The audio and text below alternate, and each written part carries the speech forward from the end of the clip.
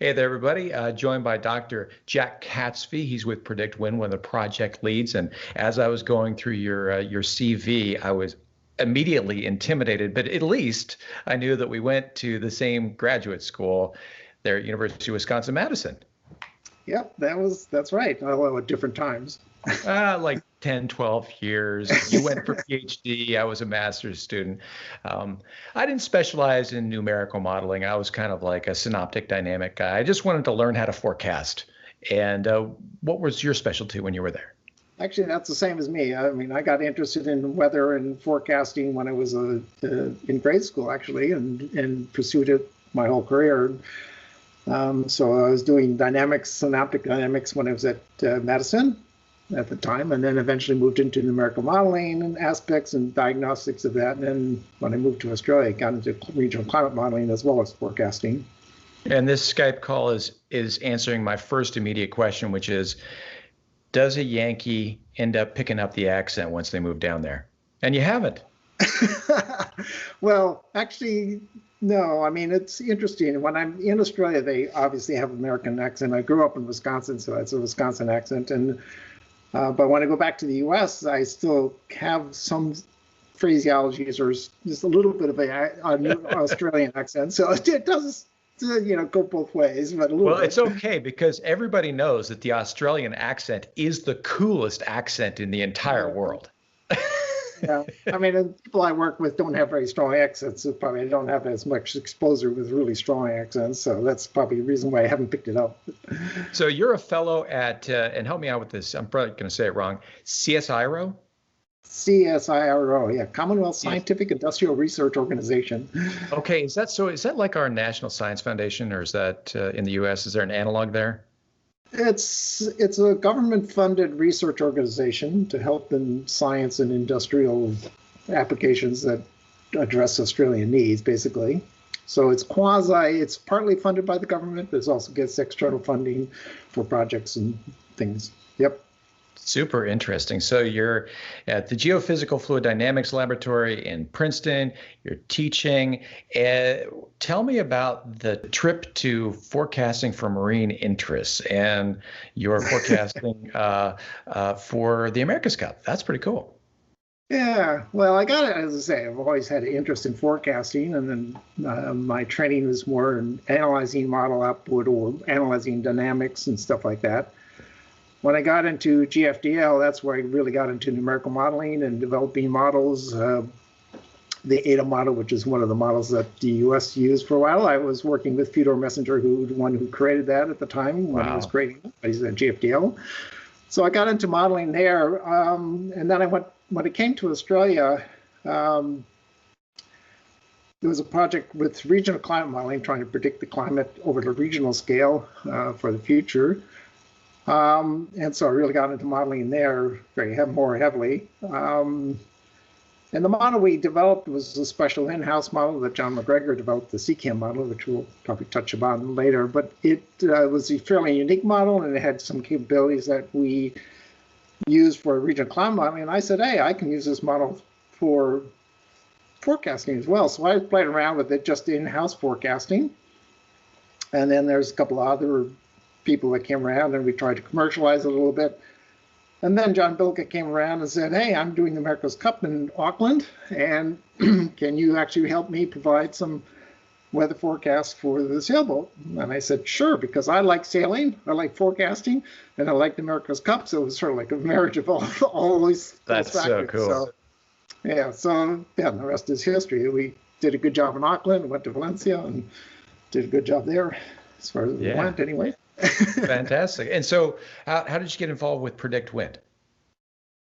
Well, actually, the system we developed for forecasting for the America's Cup, the Lingy team, at the end of that, John said, hey, this is a really great tool. We should use this tool for other people to, as well. And I said, that sounds like a great idea. So it really is an offshoot of what we developed during the America's Cup. How cool. How cool. And was the routing part of that initial package, or was that married later? That was married later. Yeah, that was things that John developed because initially we were just getting the system up and running to do the forecast and provide the high resolution forecast for as many locations as it really could around the world. And then, then he's expanded the system to have the better front end and, do a lot more like the routing and the ocean stuff. So all that has been built on the initial forecasting system. So when you guys were putting this or tailoring this model to the America's Cup, like how tight were these grids? We'll talk more about what grids are and all that, but how it's a very isolated location. It's very small scale. How tight could you get? Well, at the time in Auckland, we went down to 1 kilometers grid spacing, so that basically was fine enough so that for the courses for the America's Cup boats at the time, the International America's Cup class, the race course is big enough so that a 1 kilometer grid, you can get variations across the race course and up and down the race course. So you can actually give some variations of wind across the race course, which then gives advice to the race boat, where they should go to get the best winds and win the race. And similar to, and that's sort of what we ended up with, and that's what we've stuck with so far is the 1 kilometer grid. Now, and we'll possibly touch on this later. It's obviously the more resolution, the better, but it also comes with a computational cost and what you can afford and how long you want to wait and how big a computer you have to actually run these things. So it's a trade-off. So that's why, the big operational organizations like ECMWF or GFS, NCEP, and they're running down to 20 kilometers, 10 kilometers, mainly because they run the whole globe and at one hit, and that's what they can afford at the current time. And they keep on getting finer and finer resolution as they get bigger and bigger computers. Versus what we're doing in Predict Wind is we're sort of merging between what we can do for regions, but we're not doing the whole globe at that high resolution because, again, that the cost would be, prohibitive to run the system. Right. You don't have enough observations, it causes problems, which gets into this question about how accurate forecasts are. It all depends on how well you can start the model. That's one of the key things. Data. Initial conditions. So let me just ask a really basic question. How do weather forecast models work? Well, the whole idea is that you have an understanding of how the atmosphere motions and temperatures and humidity and moisture interact. And so you take that basic understanding of the atmosphere and put it into computer equations to approximate what the equations are saying. And there's lots of little nuances in when you do that. That's not just straightforward. So that's basically what the models are based on. The problem is then you get things like thunderstorms, which are very small scale. And again, we're getting this resolution of how fine a grid you can get with how much time you can actually run the forecast. And so a lot of the processes are what they're called subgrid scale, or smaller than what the model can actually see. But they're very important because they affect the rainfall and temperature and humidity and various other things. So there are parameterizations that have to be developed which approximate the effect of these things that you can't actually see directly in the model, but they have an effect. And so that's where some of the tricky bits, I guess, if you wish, of the models, these forecast models are, how you actually do that parameterization. How do you actually mimic what's going on when you don't actually see it directly or can't do it fully? So, and then obviously... It's one of these cases of the devil's being in the details, right? Because we understand the basic geophysical fluid dynamics pretty well. And even though we're approximating and these partial differential equations can only be solved numerically in certain ways that require approximations, the actual nonlinear processes that drive those synoptic dynamics, and I'm geeking out already, those mesoscale processes can be completely nonlinear and really foul Well, up. the atmosphere is very nonlinear, so at a Right. large extent, especially when things change rapidly, that's yeah, or small scale features. There's lots of variations which make things complicated. And it's a real challenge for forecasting. I mean, and try to capture as much as you can and try to capture all these processes as best you can and hopefully do a good job. Right. So Which they we've taken, correct me if I'm wrong, we take initial conditions, and this is a bunch of data from satellites, from ships, from pilot reports, from balloons, radiosondes. We take all that data and we have a data set, and we know the equations of motion, and we have some generalizations we have to make and some parameterizations, and we solve it for a time step. And Mhm. would you say that it's true that we solve it for a time iteration and come up with a new set of initial conditions and then solve those? Yeah, I mean, solving is yeah, it depends on how you define solving. Approximating. Yeah. I mean, you've got the equations that say, okay, the air is here and it's blowing a certain direction. It's going to move a certain distance over a certain period of time. I mean, that's basic the motion of the atmosphere.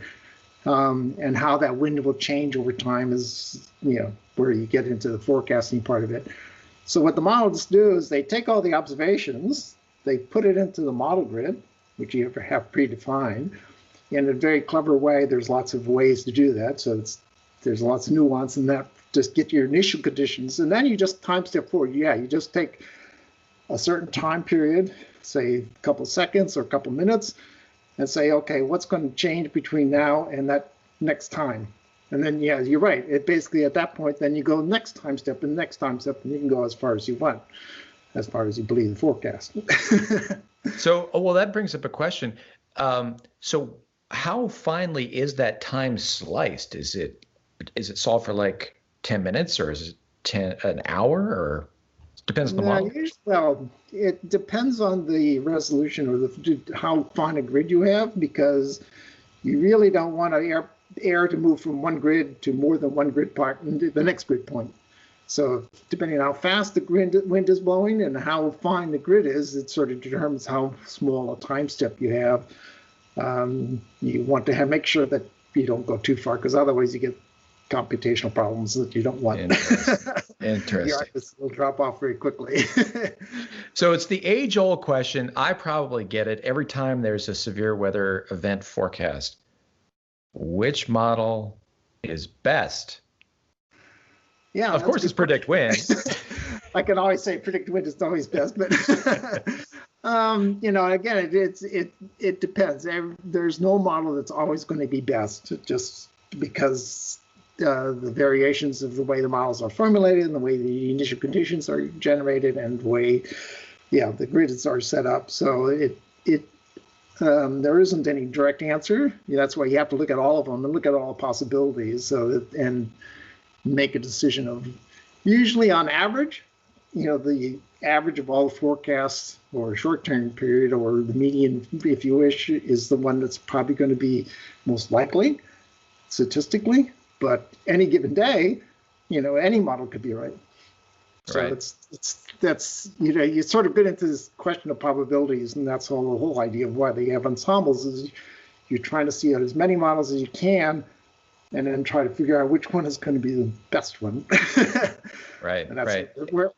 where computers can't actually answer that question, because that's where humans come in. And the individual has to make a decision. Right. The different models can give us a range of potential outcomes, so we can kind of define the boundaries of possible outcomes. But then sometimes that fan is really wide and sometimes it's very narrow. It just gives us an idea of forecast confidence. Yeah, exactly. I mean, and there's still options for reality to exceed the forecast. If the forecast isn't always capturing what really happens, so that some forecasts can even be outside what all the models predict. So, but that hopefully is fairly rare. Is fairly rare. Except You're for as good. Small details, like where thunderstorms can pop up is something really difficult to predict accurately. Yeah, this is another question I've always had frequently is, so what does it mean when we've got a 25% chance of thunderstorms? And there's several ways that you can define that. Is it percentage coverage for a particular grid square? Is it a chance for a particular location within that grid? What does 25% chance of showers mean? Yeah, that depends on the forecaster, I think, a little bit. I mean, my understanding of the U.S. in particular is that the probability of a forecast is at a given location, what is the likelihood that you might get something like a thunderstorm? You have a 25% probability. Well, if you're anywhere in that region, you have a 25% probability of getting a thunderstorm. Not certain, but you might get some. So at 50%, you have a 50-50 chance that you'll get hit by a thunderstorm. But whether you do or not is still, fairly random. We are the masters at hedging, are we not, sir? Well, yeah, you learn that in forecasting. Right. Cover your tail forecast, right? What particular processes within a model lead to a incorrect forecast over time? What are the particular nonlinearities that screw things up? Well, probably for short-term forecasting, the key thing is actually getting that best initial state. If you don't have a good initial starting point, then your forecast is likely not to be as accurate as if you had a very detailed, accurate one. So that's why, getting that initial state is very important. Once you get the initial state as good as you can, then the model resolution is very important. So the more resolution you have, the obviously more likelihood you can capture the right processes and get a better forecast. And plus, it's going to be more detailed forecast, which is usually what people want anyway. So, and then there's model formulation, how you actually formulate the equations in the computer, how you formulate these parameterizations, the subgrid scale, small scale effects into the model. They all will have an impact on the forecast and the accuracy. So that's where you get this whole spread of forecasts, because every model does things slightly different. But tell me a little bit about the development of the PredictWind models and how they are initialized, and maybe describe a little bit what initializing a model is and the data sets you're using. Okay. Well, you got a lot of questions there. Sorry. So as I prefaced earlier, the model was actually developed originally for regional climate modeling. So we needed to have a model that was very efficient, because we do long runs over a long period of time. So there has to be very efficient computer usage so that we can actually do the long runs in reasonable accuracy. And you also want to get the highest resolution. So how you get to higher resolution, it depends on how you formulate the model a little bit as well. This is where you get into this downscaling or stepping down to higher resolution, because ideally you don't want to run the whole globe at 1 kilometer, but you can't afford to do that. Nobody can afford to do that quite yet. So at least not, operationally.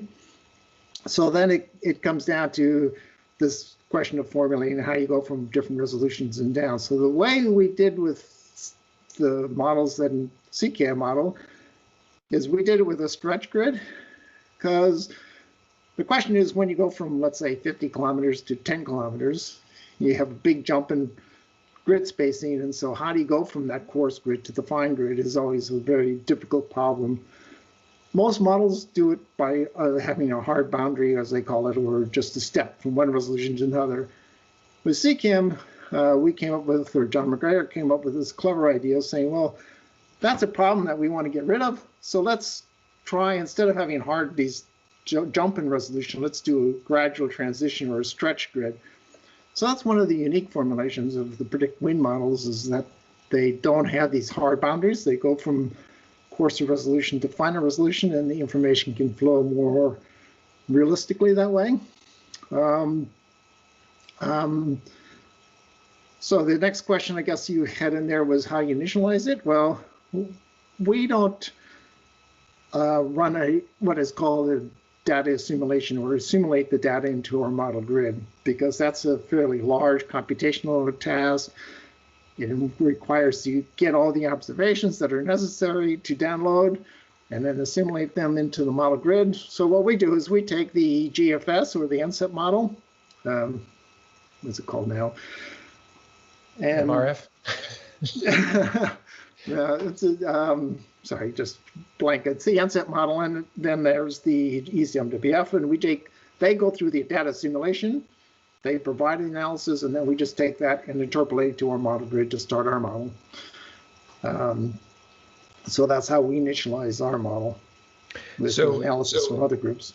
When you're doing some smoothing to do the stretching, are you mostly focused on like geography, topographic factors, like where there might be a natural boundary and a natural moisture gradient or temperature gradient or theta E gradient? How you can't just be stretching everywhere. Theta E, that's pretty technical. Gradients in the amount of energy. No, so the grid is set up to provide the highest resolution over the region of interest. Okay, whatever region that is. So in PredictWind, they're set up, preset to saying, okay, we want the grid here. We want this area to be covered at a higher resolution. This is what we can computationally afford.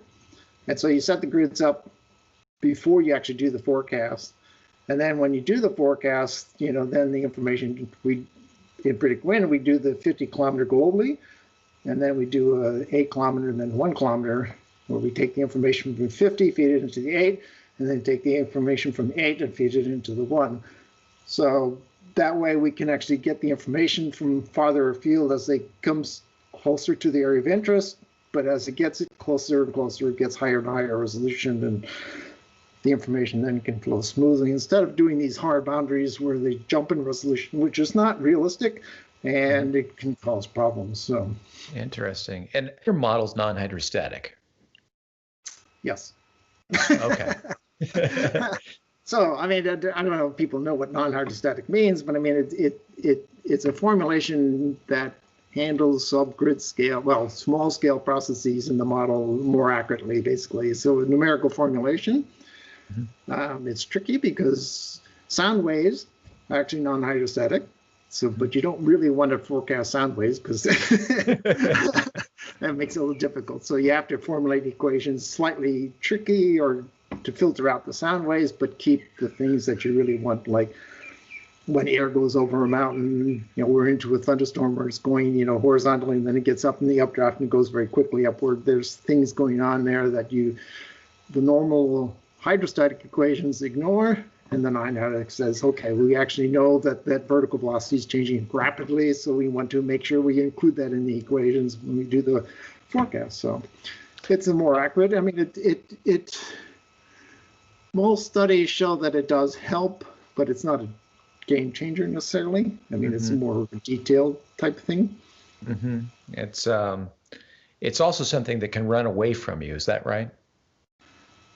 Well, it depends on how you formulate it, but yeah, it does make things more volatile. The equation is a little more volatile because you're including more processes that, you can't get carried away if you're not careful. But that's where it comes down to when you design the model. You have to design the model to be, you want it to be obviously accurate, but you also want it to be stable so it doesn't blow up. So, go off the rails. It's a true layman in this whole space. I always felt like the parameterization of the vertical would be super duper critical for the actual ocean surface, that boundary layer, because of momentum mixing. I mean, you can have I don't know, even a 15, 20 knot variation between what's at the surface and at the top of the mast, even, or a little bit further up. So how that momentum is mixed to the surface, I would think you would have to have those adiabatic processes really, really dialed in. But again, that's just a layman sort of. Yeah, I mean, that's and well, it's interesting. That's one of the parameterizations that you have in the model, because the actual what's going on between the surface and the lower part of the atmosphere and up, kilometer or two up as well, is there's lots of small scale eddies, as they're called, or mixing going on. They're very small scales. So again, there's not what the model can actually resolve or actually simulate, but they're very important, as you say, the wind variations and how what's going on at the surface affects what's going on higher up, and vice versa. So you have to parameterize them. There's those again based on observations. You see what the observations show and how that reacts, and then you put that into the model, and generally that does pretty well. But yeah, depends again if you really want to know how much detail you need to know what's going on in the vertical. Then you have to have more levels in that model to capture all the detail processes going on at each level capture what's going on at different levels, especially like wind farms too. This is a big issue because the wind, those turbines are so huge that the wind at the top of the turbine is much different than the wind at the bottom of the turbine. And those blades are like, what, 300 feet long now? Those things are getting monstrous. You watch them being transported before they're installed. Just amazing how they can actually transport them. Well, I mean, the atmosphere is just, it just blows me away that we can even forecast for 72 hours. I know a little bit about this stuff, and I'm just amazed we get it right as much as we do. But then you involve the ocean surface, and you look at the friction coefficients between a 2-meter sea and a 4-meter sea, and the differences you're going to get, because remember, you're talking about wind either blowing on a relatively smooth surface or a very, very rough surface.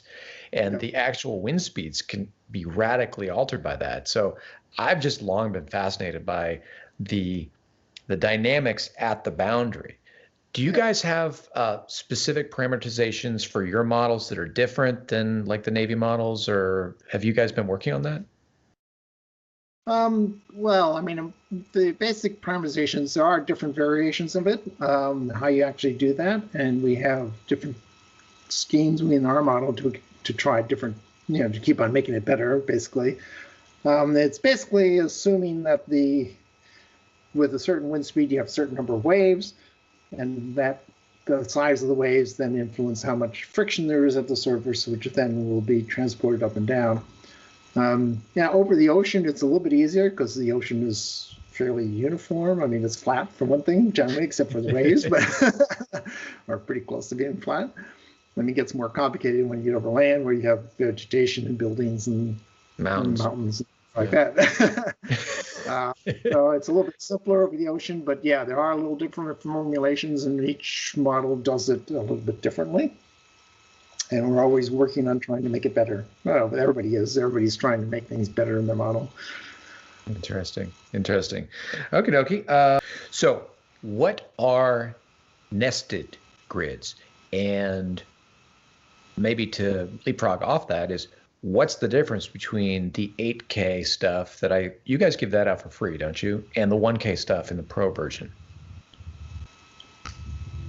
Well, I mean, so what are nested models? Well, I mentioned that earlier, where you're going from coarser resolution. It's a computational trick, basically, to get the highest resolution over the area of interest, which you can't afford to do everywhere. So you try to focus your resources, computational resources, in highest or finest grid in the area of interest.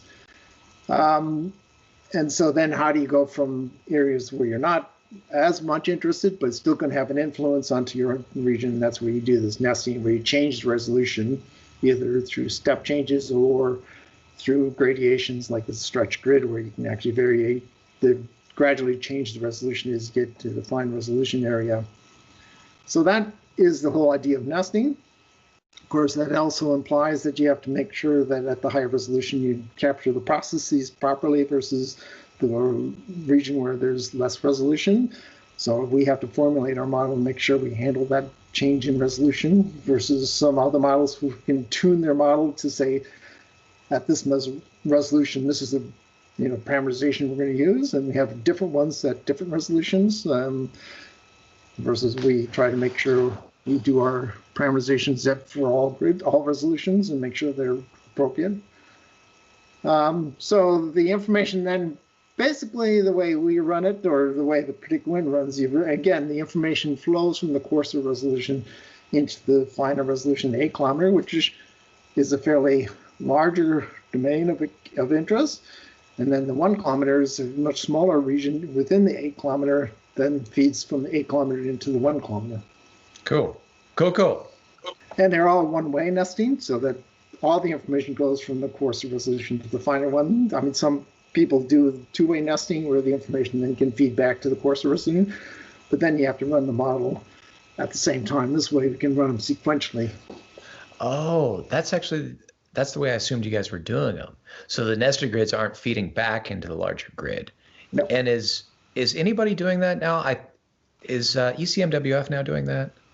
Well, they only run global 1 resolution. MPAS, which is a new version of the WRF model, has a stretch grid, I think, and they also, even the WRF model, I think, has nested grids that can feed back, so that, if you run the high resolution, the averaging of the high resolution influences the coarser resolution grid, and so on.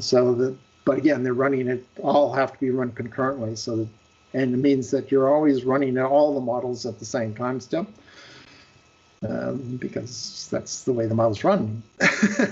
So I wonder, they must have to then apply smoothing in some cases, right? Because they could get convective feedback, right, from these teeny tiny little grids. Yeah, well, when you go from one resolution to another, you have to do smoothing, yeah. Or averaging anyway of some sort. Here's one I've had a few times now.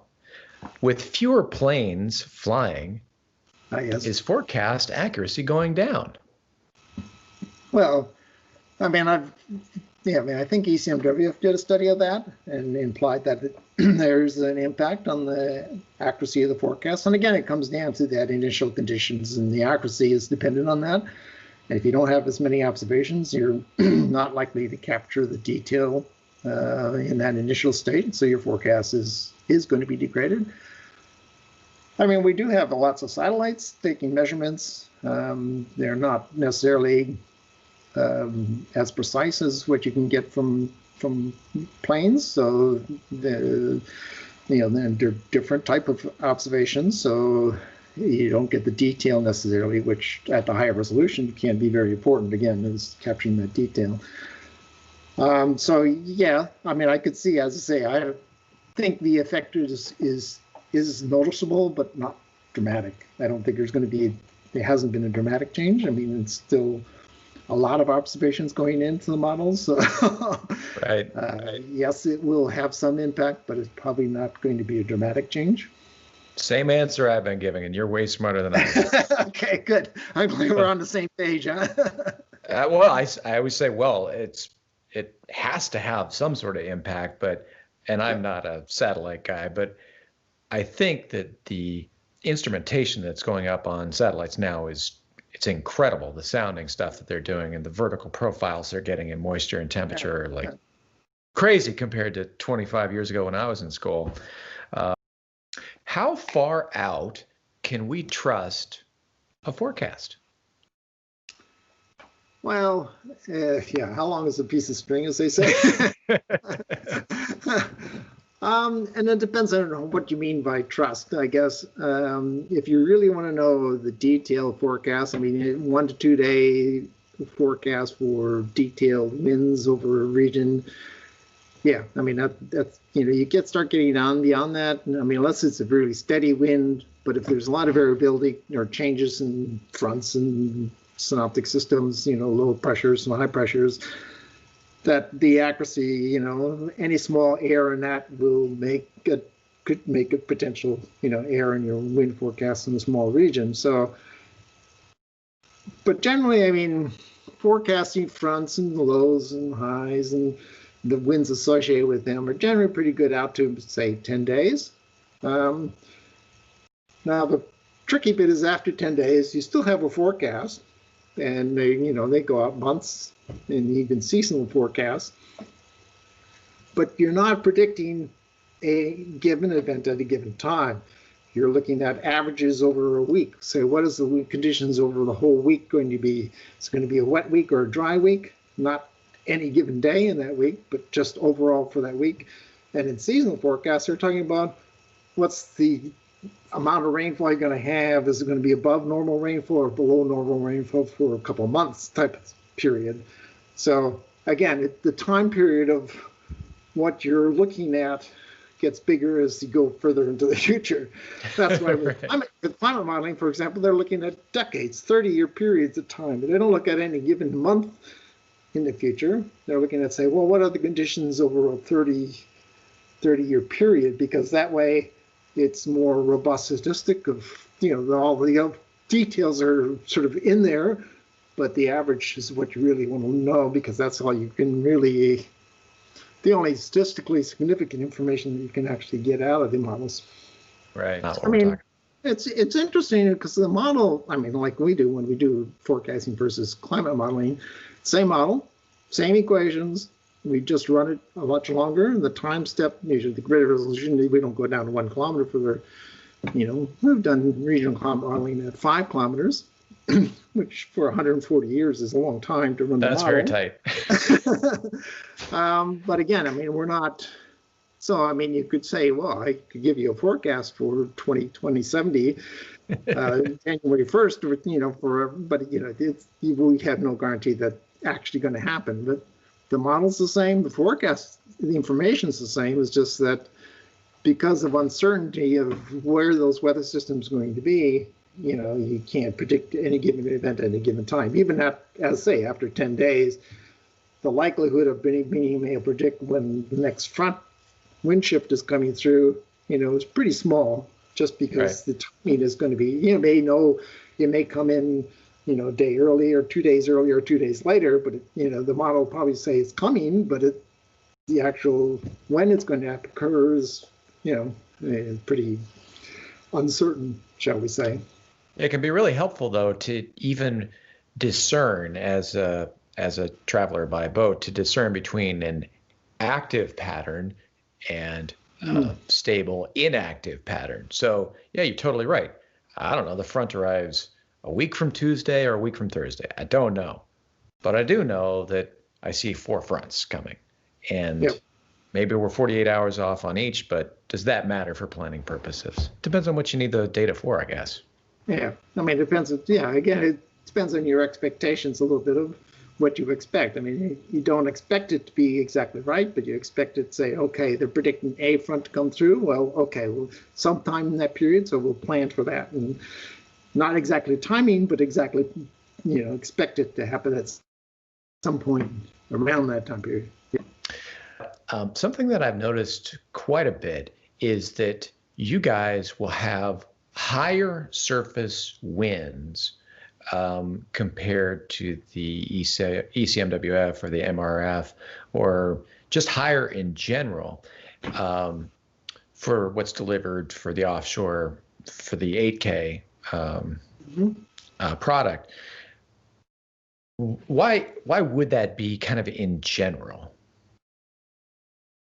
Do you tune it up a little bit? Well, I don't know exactly. I mean, I haven't looked at the statistics to actually see that, but yeah, that could be just a couple of factors. One of them is this parameterization of the boundary layer, but I doubt if that's a big factor.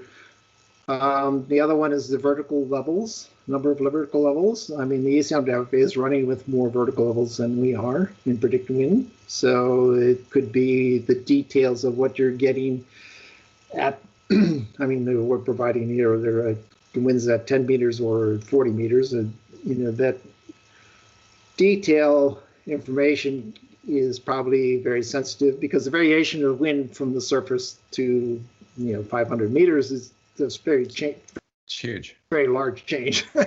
So how you actually, how many levels you have there, and the details of how that changes can make an impact on the wind speed at 10 meters or 40 meters. So I suspect that probably is the main effect, that the number of levels may be a factor. Interesting. Without knowing in details. Yeah, it would be interesting to know, because if that's the case, maybe maybe predict wind needs to go with more vertical levels to get, if he's yes more active. I'm not so sure. No, no, Okay. actually, I'm not so sure. I would say, if anything, in the region where we've been for the last 3 seasons, which has been the Caribbean and the Bahamas and southeastern U.S., I'd say no, it's given you a forecasting edge, or it's somewhat more accurate in that the ECMWF, no gaps, MRF underestimate. And Mm, that's what newbie cruisers tend to find when they're first going out and using the free apps, and stuff like windy.com, is they're seeing more wind than they thought they'd see. And mm. I was wondering maybe if you guys had noticed that and just said, okay, well, we're gonna dial it up a little bit. I had no idea how you were doing it, but it seemed like you were more accurate. Yeah. Yeah. I mean, dialing it up is, there Well, I is don't know what I'm a, talking about. yeah, I mean, I guess it gets into the parameterization. There's numbers that you put into the parameterization that you try to make sure the model captures reality as accurate as you can observe it. So it's based on our understanding of the observations of the atmosphere and how well the model, can simulate that and capture the details of that. So it's a tricky question of, if we don't try to tune it for a particular case, we try to tune it for all cases, as they say. I mean, it's run in the model and it should run for everywhere.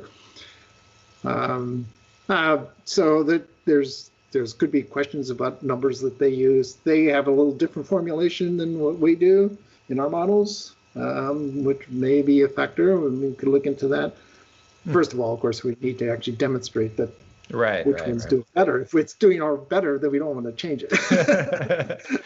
No, we probably won't even put that in. But I was just curious, because I really do think that the model's pretty darn good. A lot of times I can see it run away here and there, but it's good stuff, and especially the delivery working method. on that. I mean, there's always, as I say, I know there's a few things that occasionally the model does get carried away with a little bit, and I think I know why. And I'm going to talk to John a little bit about that and try to figure out ways to run the model and try to get a little better results. We're always trying to for you guys. Oh, we really appreciate it. We need it out there. I always say this: the make or break between a good cruise and a bad cruise isn't the size of your water maker, and it's not the size of your solar panels. The make or break is whether or not you can get out in weather windows that don't upset you. And you can have a fantastic day or a really, really awful day, and it has nothing to do with the design of your boat. It has to do with the fact that you went out on the wrong day. So I stress that to people all the time, that forecasting, understanding how to read data and interpret it for your own needs is critical to the fun factor. Jack, I really, really appreciate your time and helping me understand and helping the viewers understand. Is there anything else that you want to tell us about PredictWind and the models? Anything that will help us do a better job in picking those right windows? Well, we touched on this about looking at the range of models. I mean, as I say, each model will have its strengths and weaknesses. And one advantage of PredictWind, obviously, is it does go down to 1 kilometer, so it can capture some of the local effects, especially near the coast, where those wind variations are affected by the terrain, and the detail of the terrain is very important. And so the high resolution is going to give you a much better depiction of those local effects. So yeah, and again, to keep in mind that no forecast is going to be best all the time, and you have to look at the range of them. I mean, it's just like the last time in the America's Cup in Valencia, the last official one, not the dog race, but the last when we had the races there, that last race against Team New Zealand. I mean, there was a wind shift just at the end of the race, the last race that came from the north. Most of the models didn't predict it, but there were, when you looked at a range of models and ensemble, there were a few models that actually hinted that there was a wind from the north coming down the coastline.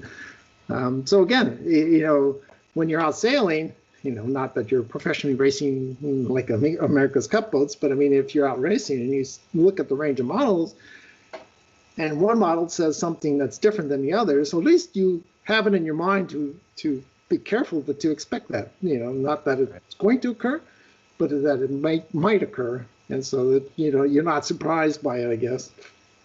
The range of possible outcomes.